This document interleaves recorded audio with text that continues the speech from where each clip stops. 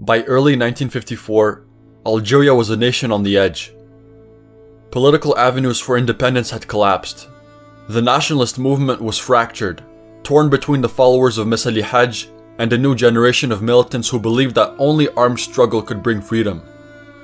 Out of this impasse, a clandestine group emerged to prepare for war. Their goal? To unify the movement and launch the revolution. At the end of March 1954, Mohamed Boudiaf, one of the 9 historic leaders of the revolution, formed the Revolutionary Committee of Unity and Action, or the CRUA, in order to immediately initiate armed struggle. On June 23, 1954, in Algiers, Boudiaf met with 21 former members of the Organisation Spéciale. Together, they pledged to begin an all-out revolution until total independence was achieved. No former members of the OS from Greater Kabyle attended the meeting. Therefore, the positions of the CRUA supporters against the Kabyles are identical to those of the former PPA leadership. Following this meeting, a committee of 5 members, Boudiaf bin Boulaid, Morad Didouche, Larvin bin Mihidir, and Raveh Bitat, is responsible for contacting the leaders of Greater Kabyle to inform them of the decision to trigger the revolution.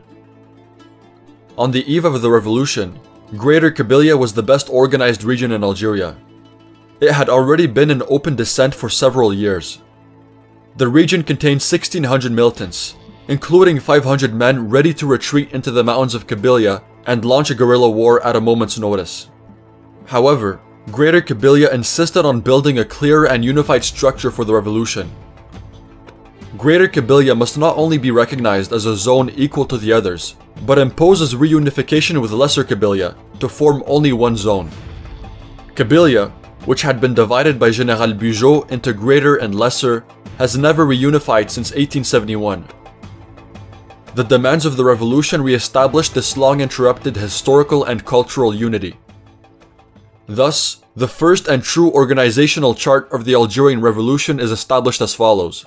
Zone 1, the Oris, led by Ben Boulaid. Zone 2, North Constantine, led by Didouche. Zone 3, Kabyle, led by Krim.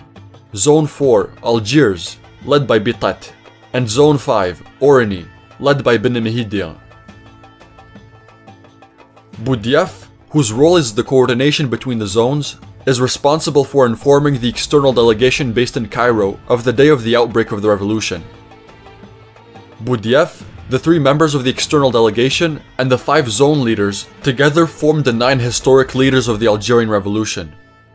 The external delegation included 3 men: Eid Hamid, chief diplomat for Asia, Europe, and the United States; Ben Belang, responsible for logistics, weapons, munitions, and the means of getting them into the country; and Khidar, diplomatic liaison to Arab countries. Messali fiercely opposed the CRUA.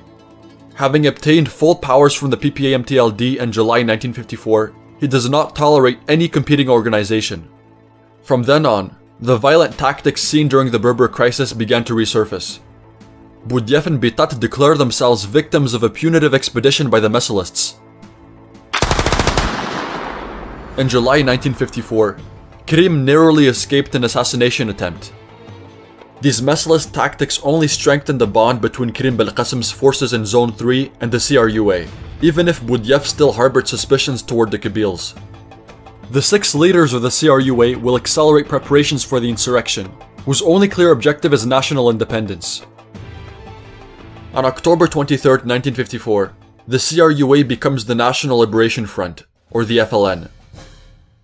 The FLN stipulates in the proclamation of October 31, 1954, that it offers the possibility to all Algerian patriots of all social strata, to all purely Algerian parties and movements, to integrate into the liberation struggle without any other consideration. The objective was clear: national independence.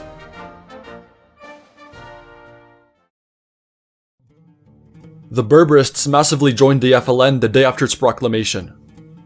As for the Messalists, after having disapproved of the insurrection, they created the National Algerian Movement, or the MNA, in December 1954, to which they claimed had sparked the popular uprising.